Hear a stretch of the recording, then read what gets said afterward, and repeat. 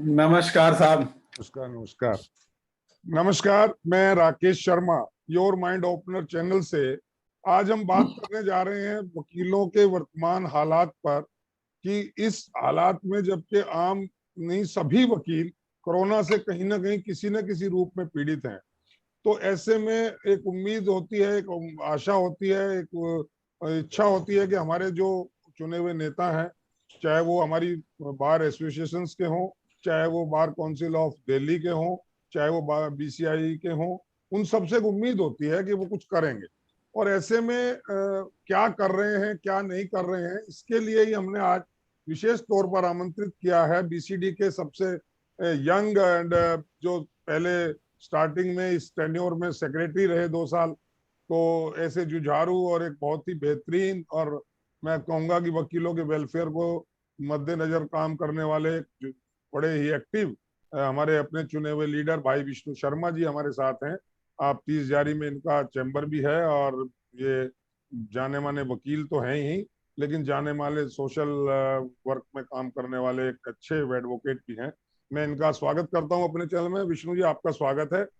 नमस्कार राकेश जी। नमस्कार विष्णु जी, मैं बिल्कुल बिना कोई समय इधर उधर की बातों में लगाए सीधा सा एक सवाल आपसे पूछ रहा हूं कि जो ये स्थितियां बनी हैं, आप उनसे पूरी तरह वाकिफ हैं, पूरी तरह आपको फैमिलियर हैं इन सब चीजों से, प्रॉब्लम से भी और सिनेरियो से भी। तो ऐसे में जानना हम ये चाहते हैं थ्रू इस चैनल, आम एडवोकेट ये जानना चाहता है कि बीसीडी, स्पेशली बीसीडी के जो पदाधिकारी हैं, वो इसमें वकीलों के वेलफेयर के लिए क्या काम कर रहे हैं, क्या अब तक कदम उठाए गए हैं, क्या उनकी प्लानिंग है, किस तरीके से वो इस समस्या से निजात पाने का प्रयास कर। विष्णु जी। राकेश जी, बहुत बहुत वकील भाइयों की समस्या से संबंधित आपने एक सवाल पूछा और बहुत सारा कंसर्न आपने दिखाया कि भाई एडवोकेट्स आज की डेट में उनको बहुत सारी प्रॉब्लम्स हो रही हैं।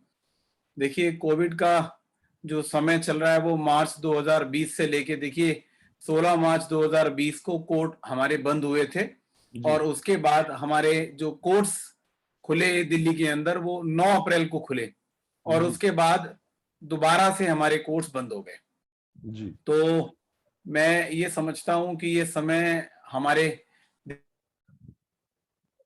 दिल्ली के लिए बहुत ही कठिन समय रहा है और लीगल प्रोफेशन के लिए एक बहुत बड़ा कठिन समय रहा है।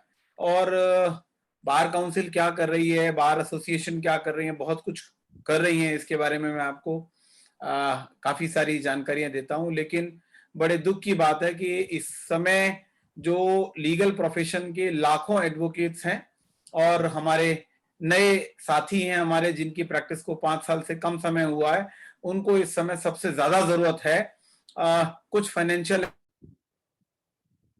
असिस्टेंस। हमारी राज्य सरकार है और हमारी केंद्र की सरकार इन समय वकीलों के लिए कुछ भी नहीं सोच रही है।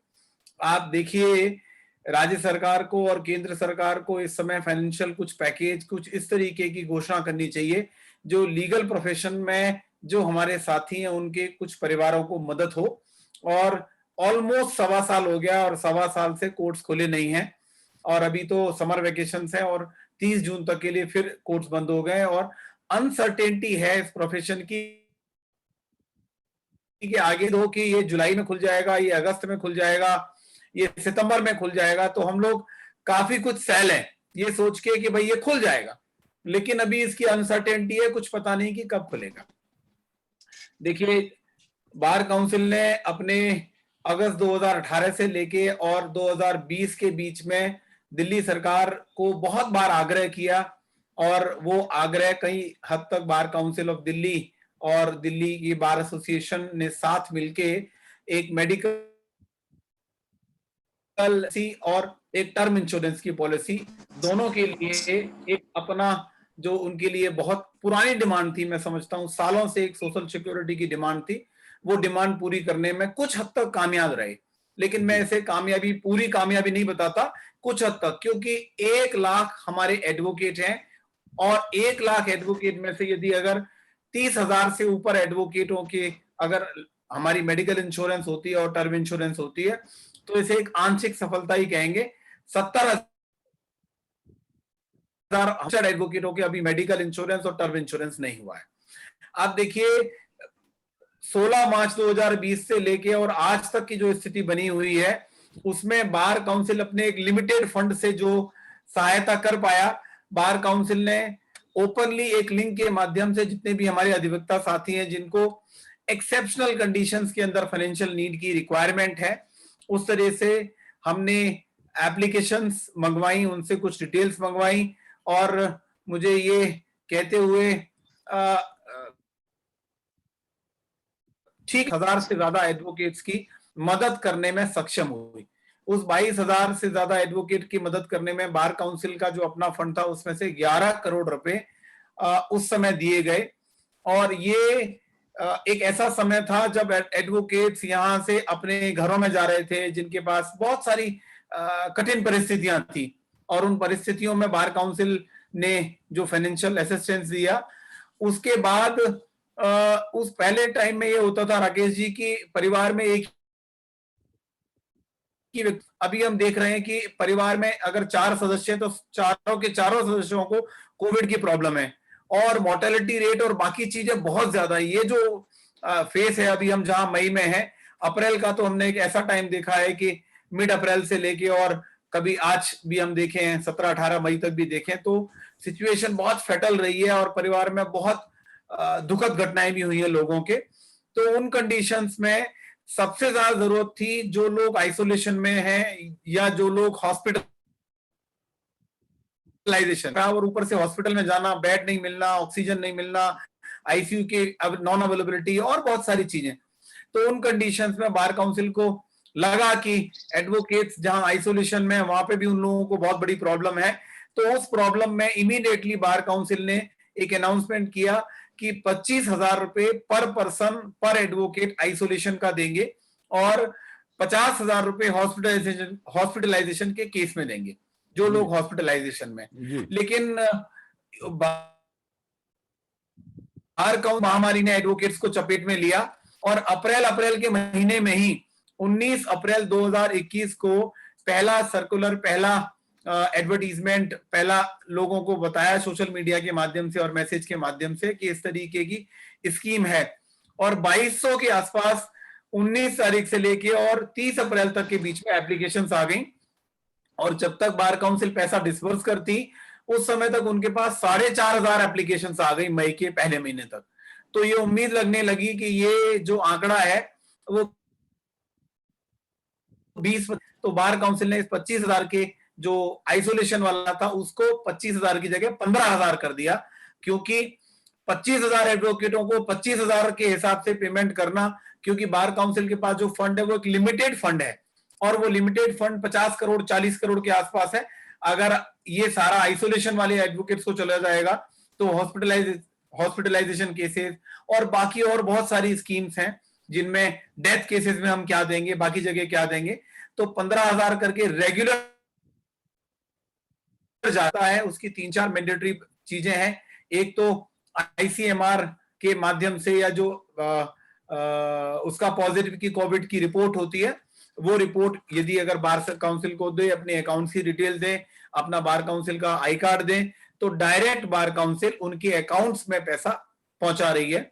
और हॉस्पिटलाइजेशन केस के अंदर भी कई लोगों को 50,000 दे दिए गए हैं और जहां जहां पे हॉस्पिटलाइजेशन में डायरेक्ट दे सकते थे वहां पे हॉस्पिटल को डायरेक्ट दिए। कुछ और ऐसी स्कीम है जिनपे और काम चल रहा है। अभी डेथ केस में हम लोग 1 लाख रुपया देते हैं और उनके डिपेंडेंट को 5,000 देते हैं 2 साल तक के लिए। उस पर भी बार काउंसिल की निरंतर मीटिंग चल रही है कि इस पेमेंट को भी बढ़ाया जाए। और ये बेनिफिट राकेश जी आपके माध्यम से मैं बताना चाहता हूं, ये जो बेनिफिट है वो सारे बेनिफिट सिर्फ उन्हीं लोगों के लिए हैं जिन लोगों की कहीं कोई मेडिकल पॉलिसी नहीं है, जिनकी पॉलिसी दिल्ली सरकार के माध्यम से नहीं है, जिनकी टर्म इंश्योरेंस नहीं दिल्ली सरकार ने दिया है, बाकी लोगों की मेडिकल पॉलिसी भी होती है। उसके बाद भी बहुत सारे लोग ऐसे होते हैं जिनके पास अपनी फाइनेंशियल स्टेबिलिटी नहीं होती, तो बार काउंसिल उनके साथ है और बार काउंसिल को जो सहयोग उनको देना होगा वो बार काउंसिल जरूर देगी।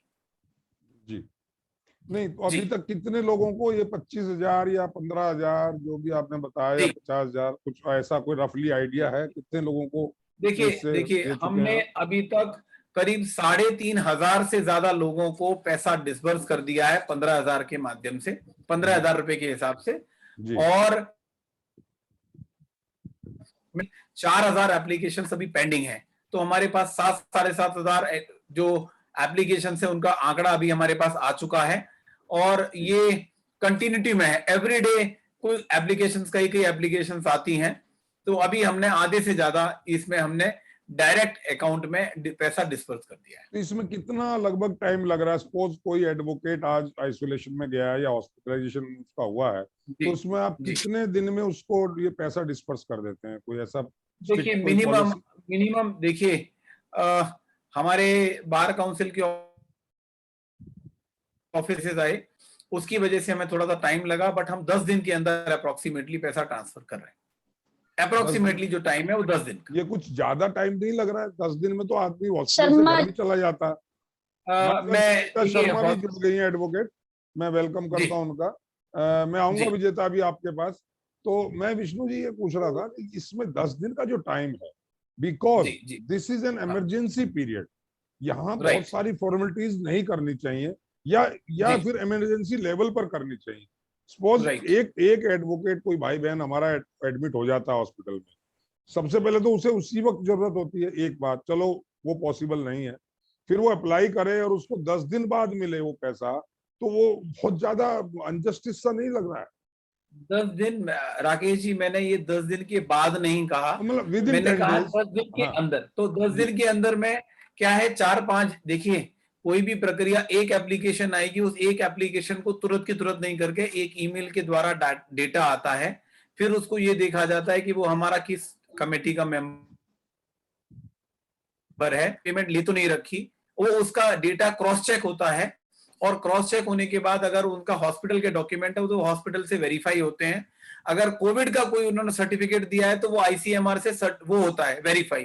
कोई भी प्रोसेस है, देखिए इसके अकाउंट ऑडिटेड है, ये स्टैट्यूटरी बॉडी है। आज मेरे पास अगर कोई 1 लाख रुपया है, मैं 1 लाख रुपया अपने साइन करके किसी को नहीं दे सकता until unless it is not verified by the concern department. Accounts department की एक जिम्मेदारी है कि वो उसको प्रॉपर चेक जी। लेकिन अभी जरूर आपने करेगी, बताया ना लेकिन चार उस हजार इमरजेंसी में थोड़ा सा टाइम हमें उस जी, प्रोसेस।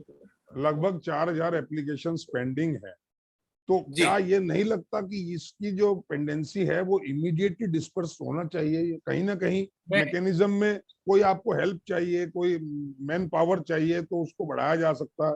बहुत सारे एडवोकेट वॉलेंटरली काम करने को तैयार हैं आपके मेंबर्स। तो कहीं कहाँ गड़बड़ कहाँ हो रही है? जो डिले जो है, नहीं ये नहीं प्रोसेस लगातार आजकल इसमें सारा सिस्टम शर्मा जी कंप्यूटराइज्ड है। आज आप कंप्यूटर पे हाथ मारिए, हर चीज आपको एकदम से मिलती है ना? तो इसमें कहाँ इतना डिले हो रहा है?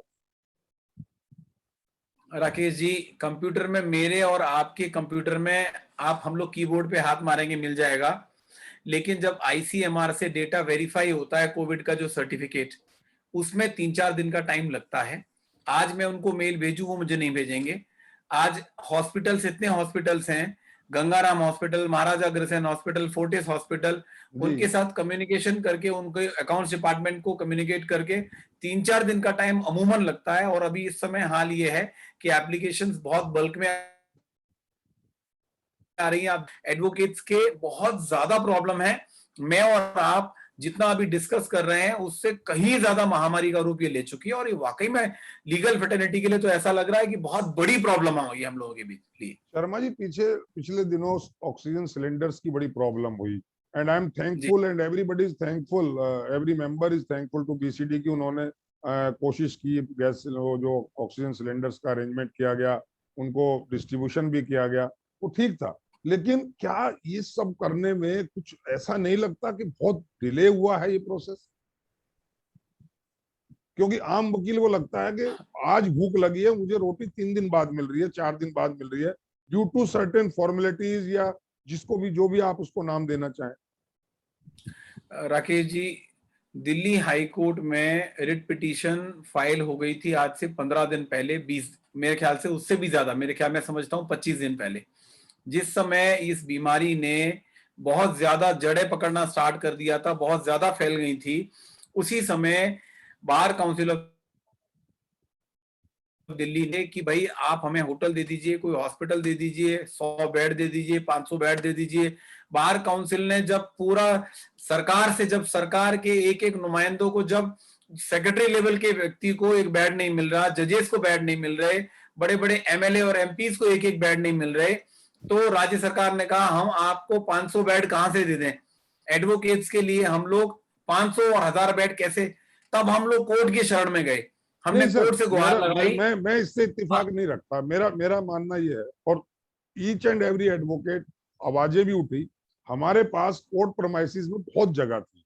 हमारे पास राउज एवेन्यू कोर्ट है, बिल्कुल वेल फर्निश्ड है, सब एसी है, टॉयलेट फैसिलिटी है, वाटर है, एयर है, उनको कन्वर्ट किया जा सकता था। जी, मैं बीच में आपको इंटरप्ट कर रहा हूं। जी, इन सारी 30,000 के प्रेमाइस में, राउस एवेन्यू के प्रेमाइस में, साकेत के प्रेमाइस में, सारे प्रेमाइस को डिस्कशन किया गया।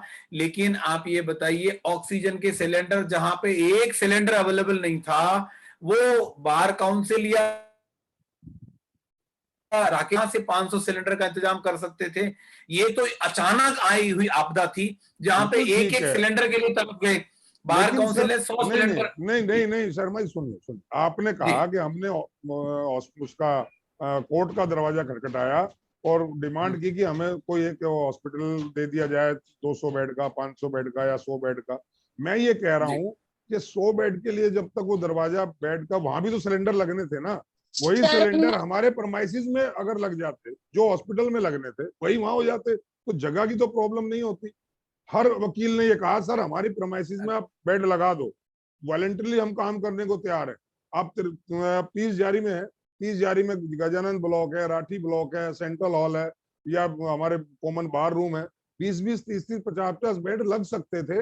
और वही सिलेंडर जो आप हॉस्पिटल ले जाने की बात कर रहे हैं, वो वहां लग जाते। तो ये जो कोर्ट में टाइम लगा, और फिर एक बहुत किरकिरी हुई कि एक दिन ऑर्डर हो गया कोर्ट का कि साहब आपको ये दे दिया जाए फला हॉस्पिटल, अगले दिन हॉस्पिटल वाले ने कहा साहब मेरी तो कंसेंट ही नहीं हुई, वो ऑर्डर वापिस होता है, फिर वो कहता है गेस्ट हाउस ले लो, गेस्ट हाउस की हियरिंग चलती है। तो ये सब फॉर्मेलिटीज जो है, ये बड़ी चुभी है वकीलों को।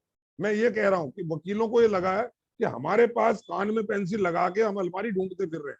हमारे पास क्यों, क्या दिक्कत थी राउज एवेन्यू कोर्ट में अगर उसमें कन्वर्ट कर बेड लगा देते और जैसी सिलेंडर मिलते रहते, लोग आते रहते वहां पे।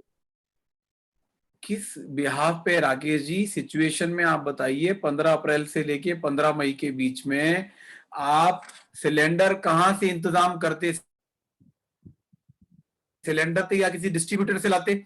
डिस्ट्रीब्यूटर के पास एक सिलेंडर के लिए राकेश शर्मा जी भी तरस गए, विष्णु शर्मा भी तरस गए, और बार काउंसिल भी तरस गई। बिल्कुल तो ठीक है। अब आप ये बताइए कि वहां पे खाली ऑक्सीजन के लिए, घर से एक व्यक्ति आएगा, हमने, और वहां पे राउज एवेन्यू में हमने बेड लगा दिए और ऑक्सीजन के सिलेंडर, 8 घंटे के बाद, 4 घंटे के बाद वो सिलेंडर में से गैस खत्म हो जाएगी, रिफिलिंग के लिए लोग 15-15, 10-10 घंटे लगे हुए।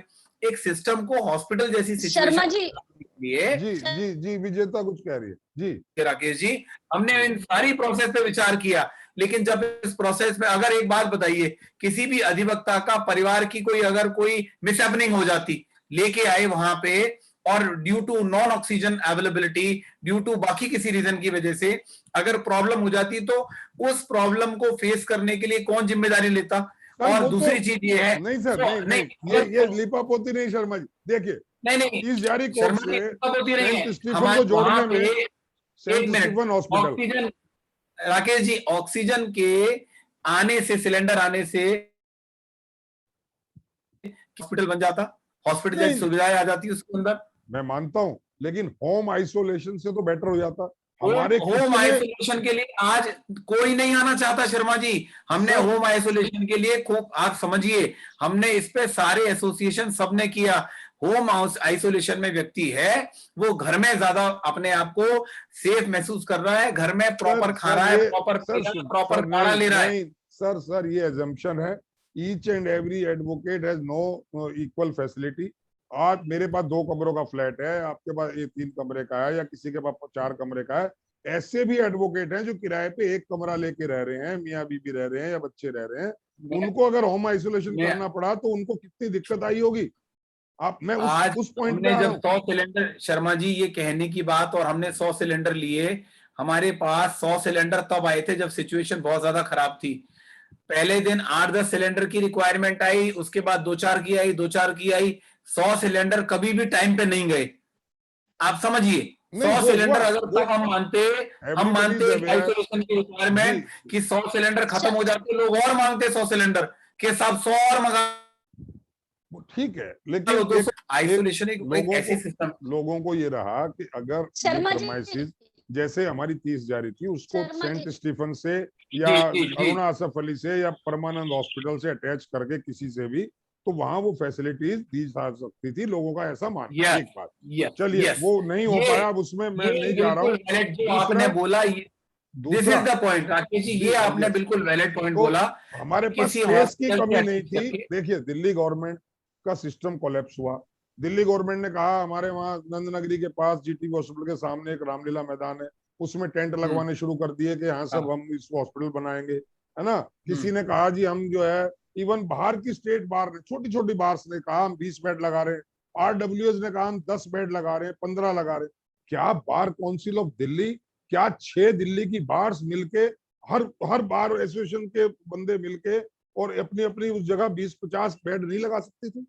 जो लोग भागा दौड़ी किए, उसके लिए हम वॉलंटियर्स देने को तैयार थे। हमने हर एक को कहा, पिलर टू पोस्ट हम घूमे कि हमारे पास 100 एडवोकेट्स का जत्था ऐसा तैयार है, उसको रात और दिन लगाइए, लेकिन आप काम करिए। Nobody listen. चलिए उस टॉपिक को मैं एंड कर रहा हूँ, मैं अब आ रहा हूँ। जी अभी पीछे आपने देखा फूड डिस्ट्रीब्यूशन सिस्टम स्टार्ट हुआ आपकी तरफ से, बीसीडी की तरफ से, थैंकफुल हैं जी हम सब लोग। बट जी। उसमें किस तरीके से मिसमैनेजमेंट हुआ, किस तरीके से वकीलों को बेइज्जत होना पड़ा, किस तरीके से डिग्रेडेशन शर्मा जी, हुआ, और किस तरीके से शर्मा जी, इस दूसरी पे बारों में, दूसरे पब्लिक व्यू में हमारी इमेज को बिल्कुल मैं कहूंगा बहुत पट्टा ही नहीं लगा, बिल्कुल इमेज हमारी खराब हुई। इसके पीछे किसको जिम्मेदार मानते हैं? देखिए, मैं सिर्फ इस बात को यहीं विराम देना चाहूंगा जी कि जी बार काउंसिल ने फूड सेवा का प्रोग्राम रखा, बहुत बढ़िया उसका था, पूरा बहुत बढ़िया था। रीशेड्यूल कर दिया गया है। जी और वो घरों में एडवोकेट की रिक्वायरमेंट के हिसाब से घरों में डोर स्टॉप सर्विस के रूप में हम उसको आगे इंप्लीमेंट करेंगे। और जिन एडवोकेट्स को जहां पे भी जरूरत होगी, हम उनको उनके डोर स्टेप पे हम वहां पे उनको सर्विस देंगे। इसके लिए बार काउंसिल ऑफ दिल्ली का हर वकील अपना शुक्रिया अदा कर रहा है, थैंकफुल है कि इस तरह का, जी वही मैं कह रहा हूँ सर, मेरी जो शिकायत शिकवा है वो यही है ऑन बिहाफ ऑफ एडवोकेट्स। ये जो अब सोचा गया, आप जैसे दिग्गज लोग वहां बैठे हैं, 25 लोग क्रीम ऑफ दिल्ली बैठे हैं वहां, उनके पास ये राइट प्लान ब्लूप्रिंट होना चाहिए था कि अगर हम इस तरीके से डिस्ट्रीब्यूशन करेंगे तो वकीलों का रेस्पेक्ट खराब होगी, उनका डिग्रेडेशन होगा, मेरा ऐसा राइट। मानना है। और ये नहीं सोचा गया, तो कहीं ना कहीं कोई कमी तो रही है सर, कहीं ना कहीं देखिए, कोई कमी, चाहे वो इमेजिनेशन में रही हो, चाहे वो प्लानिंग में रही हो, चाहे वो थॉट उस तरह की नहीं आ पाई, कहीं ना कहीं कुछ कमी रही। अब ये आपने कहा डोर स्टेप पे फैसिलिटी मिलेगी, ये बहुत अच्छा स्टेप है, बहुत बढ़िया। इसमें फिर हम कह रहे हैं वकील जी लोग कि ऐसे वकील आपको चाहिए, 50, 40, 100, 20 जितने चाहिए, जो इसमें भी आपको हेल्प कर सके, हम रेडी हैं। हमारे पास एक ग्रुप हमने इन दिनों तैयार किया हुआ है, वो रात और दिन 24 घंटे काम करने को तैयार है अपने वेलफेयर बहुत ही भाइयों बढ़िया। के लिए, बहनों के लिए।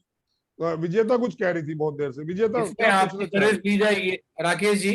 जी विजेता कुछ बोला उससे पहले मैं बता देता हूँ, जी राकेश जी आपका बहुत बहुत धन्यवाद कि आपने बार काउंसिल को ये एश्योरेंस दिया है कि आपके पास 50 से 100 वॉलंटियर इस चीज के लिए तैयार हैं। किसी भी तरीके की रिक्वायरमेंट सर, होगी मैंने तो आपके साथ जरूर खोसला जी से कांटेक्ट बातचीत किया की थी, जाएगा। 4-5 दिन पहले खोसला जी से बातचीत की थी इसी तरह, और उनको भी मैंने कहा था कि हमारे पास 100 आदमी जी आपके आधे घंटे की कॉल पे मिल जाएंगे आपको। लेकिन वो मैं समझता राइट हूँ शायद वो अकेले डिसीजन नहीं ले पाए होंगे, या जो भी रहा हो टेक्निकल राइट प्रॉब्लम। राइट। तो हाँ विजेता क्या पूछ रहे, जल्दी पूछे, टाइम थोड़ा कम है। जी सर मेरे कुछ क्वेश्चन थे जो कि अब शर्मा जी ने सारा टाइम किल कर दिया, मेरे को समय कम मिल पाएगा, लेकिन फिर भी एक कॉमन जो लॉयर्स है, जैसे मेरे जैसे लॉयर है, उन सबके एक क्वेश्चन है कि आप बार बार जब बात करते हैं, बीसीडी बात करती है, एसोसिएशन बात करती है, जो जरूरतमंद एडवोकेट होंगे उनको दिया जाएगा, तो आप बीसीडी ने जरूरतमंद की डेफिनेशन क्या सेट करी है? क्योंकि एक साल हम लोग पूरा एक साल हो चुका है, कोरोना पैंडेमिक फेस कर रहे हैं, तो मुझे लगता है हर एक एडवोकेट की कहीं ना कहीं कोई ना कोई, हर बंदा उस चीजों से फेस कर रहा है और हर बंदा नीडेड है। तो उस टाइम पर आप किस तरह से उसको कैटेगराइज कर रहे हैं कि ये बंदा नीडेड है? हम कोई किसी तरीके का कैटेगराइजेशन नहीं कर रहे हैं, कोई डिस्क्रिमिनेशन नहीं कर रहे हैं। जो एडवोकेट नीडी का मतलब है वॉलेंटरली आपको लगता है, आप किसी को भी लगता है तो वो ईमेल के थ्रू कम्युनिकेट कर सकता है। लास्ट टाइम भी आप देखें जब 5,000 rupees bar council of Delhi ने दिए थे और उसमें 11 करोड़ रुपए का एक फंड बार काउंसिल ने दिया था, उसमें भी किसी तरीके का कैटेगराइजेशन नहीं किया था। ये कहा था those think that they are in need of the financial ठीक है। मतलब आपके कहने का मतलब ये है, इन शॉर्ट में आपके कहने का मतलब, क्योंकि सर समय कम है, मेरे को क्वेश्चन ज्यादा लेके बैठी हुई हूँ सर, इन शॉर्ट में आपके कहने का मतलब ये है कि आप लोग किसी को कैटेगराइज नहीं कर रहे, जिसने आपके पास रिक्वेस्ट भेजी है तो वो नीडेड है, इसलिए उसने रिक्वेस्ट भेजी होगी, राइट सर?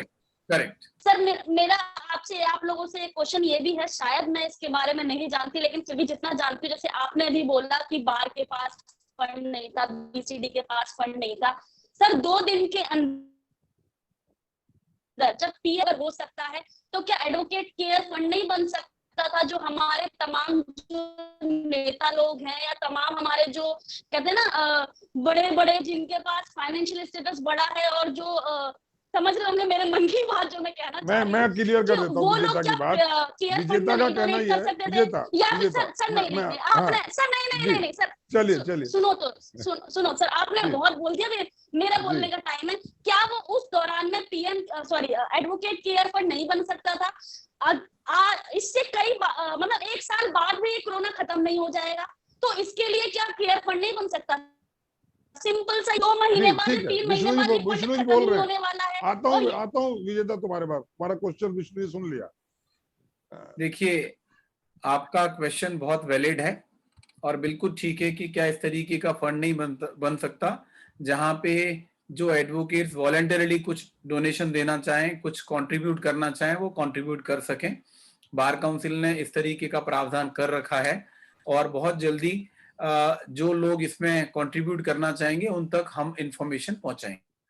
सर एक सजेशन था जो बहुत सारे वकीलों से बातचीत करने के बाद मैं कंक्लूजन पे पहुंचा।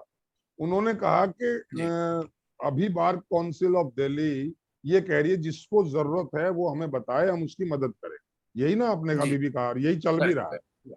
उसमें एक सजेशन रिवर्स आया है कि बार काउंसिल एक सर्कुलर या ऐसा निकाल दे कि ऐसे वकील भाई बहन हमारे जो भी हैं जिनको बार काउंसिल से इमदाद की, मदद की, हेल्प की जरूरत नहीं है, वो हमें इन्फॉर्म कर दे और उनकी एक कंसोलिडेटेड लिस्ट बन जाए कि आउट ऑफ 30,000 या आउट ऑफ 20,000 जो वकील यहाँ काम प्रैक्टिसिंग लॉयर्स हैं, उनमें से 15,000 ने या 5,000 ने या 500 लोगों ने केवल ये लिखा है कि हमें बीसीडी से इमदाद नहीं चाहिए।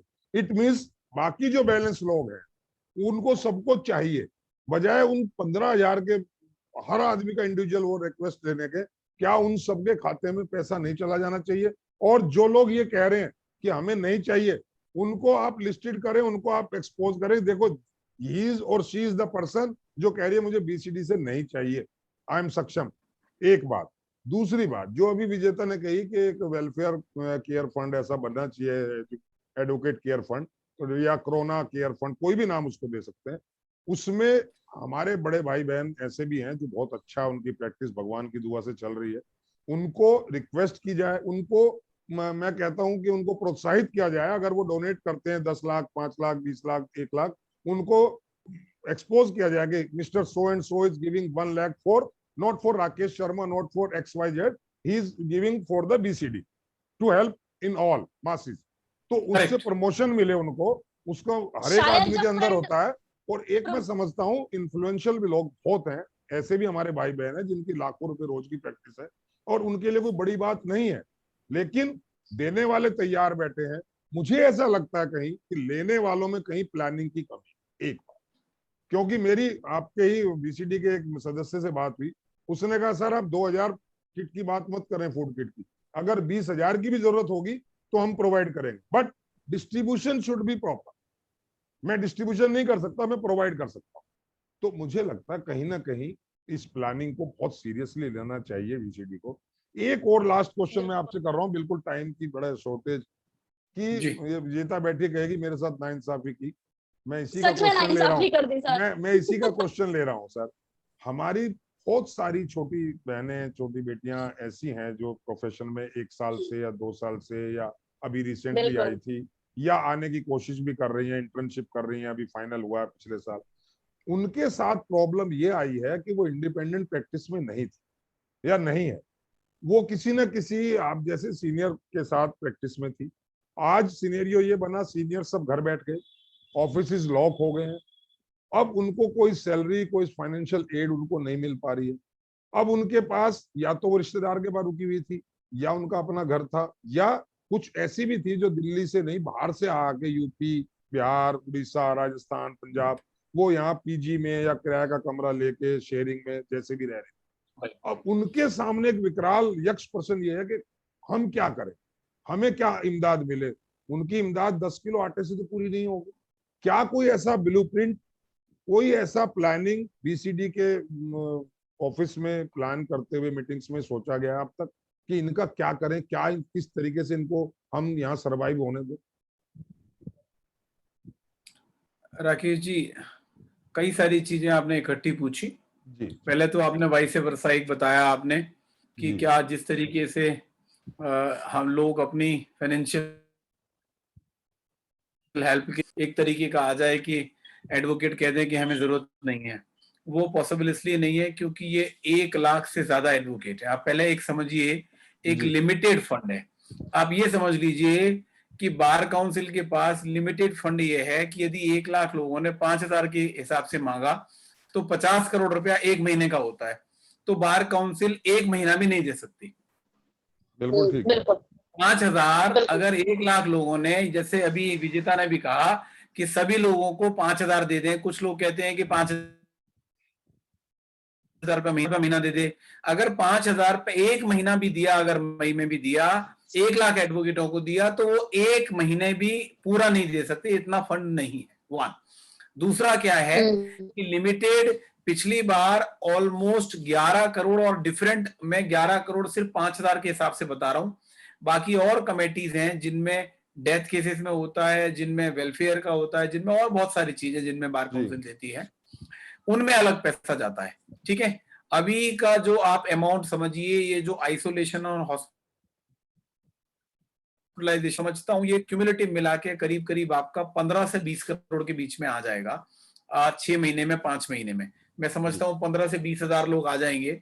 20,000 इंटू 15 आप करेंगे तो 20,000 इंटू 15 होता है 30 करोड़ रुपया। तो 30 करोड़ रुपए का मतलब अगर बार काउंसिल के पास अगर 45 करोड़ रुपया है, तो आइसोलेशन वालों के लिए ये अप्रोक्सीमेटली अपना 30 करोड़ रुपया चला जाएगा। बाकी हॉस्पिटलाइजेशन केसेस, डेथ केसेस और बाकी बहुत कुछ बचता है जिनमें है। तो फाइनेंशियल प्लान कर रहे हैं।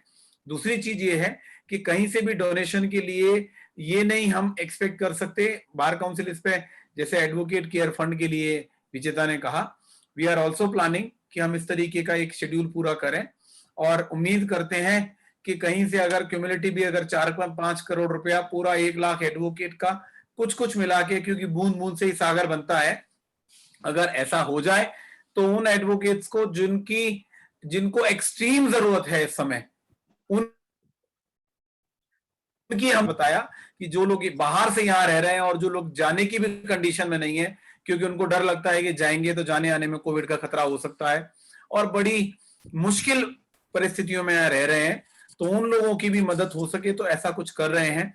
और आप अगले 15 दिन के अंदर देखेंगे कि हम लोग बहुत कुछ जो प्लान कर रहे हैं। मैंने लगातार फेसबुक के माध्यम से और व्हाट्सएप के माध्यम से और बाकी सोशल मीडिया के माध्यम से कहा है, बार काउंसिल रेगुलर काम कर रही है, लेकिन ऑल एट वंस हम ये नहीं कह सकते हमने ये कर दिया, क्योंकि ये कंटिन्यूअस प्रोसेस जी।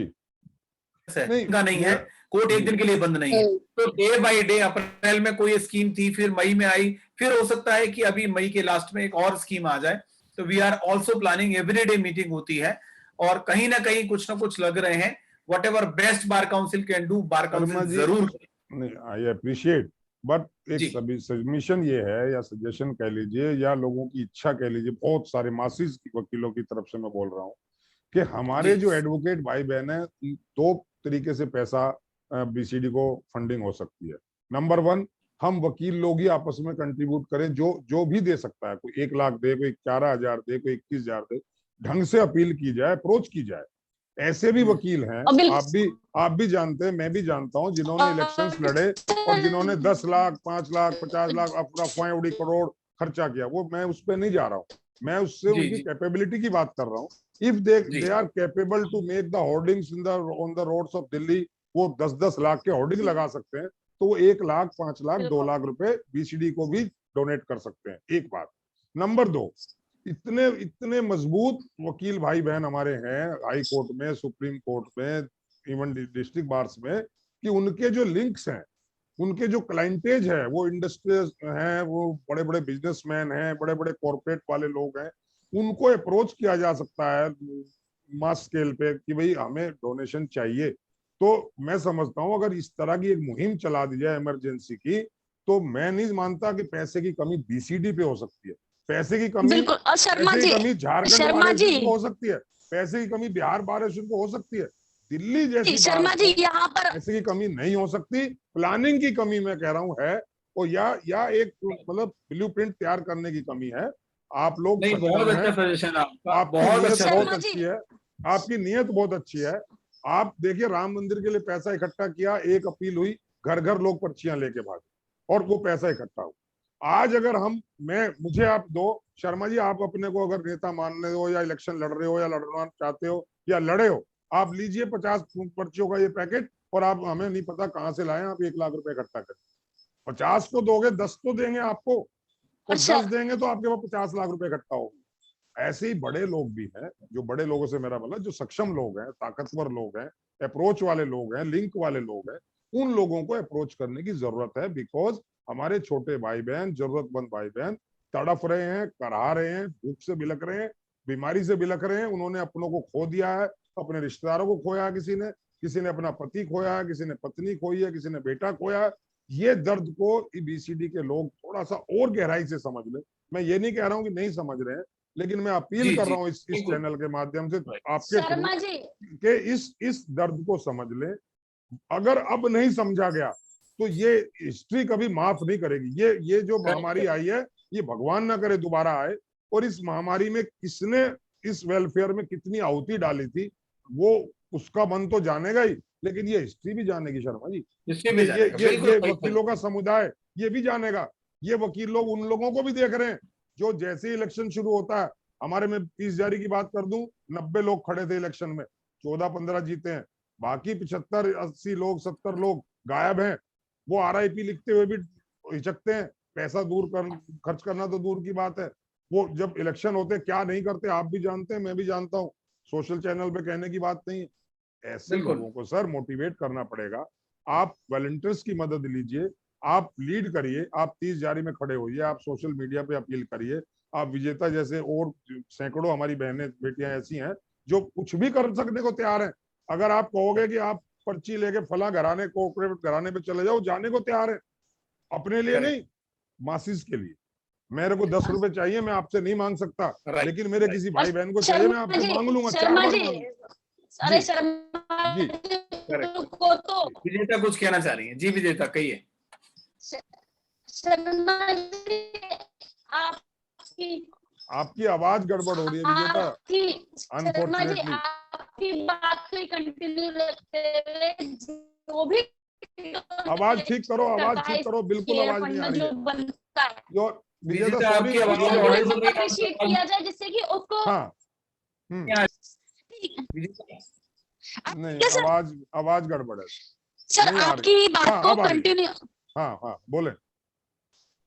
आपकी ही बात को कंटिन्यू रखते हुए जो भी इस तरह का फंडिंग करता है या डोनेट करता है, उसको भी हमें अप्रिशिएट करना चाहिए, बीसीडी को अप्रिशिएट करना चाहिए, जिसके लोग देखकर और ज्यादा करें। जैसे वही मैं कह रहा होर्डिंग हूं, वही। लगाते हुए हम, एक सेकंड सर, अब आपका टर्न नहीं है, मेरा टर्न है। जैसे कि कहते हैं ना, जब इलेक्शन होते हैं तो एक छोटा पोस्टर होता है तो उसको देख के दूसरा बड़ा पोस्टर लगा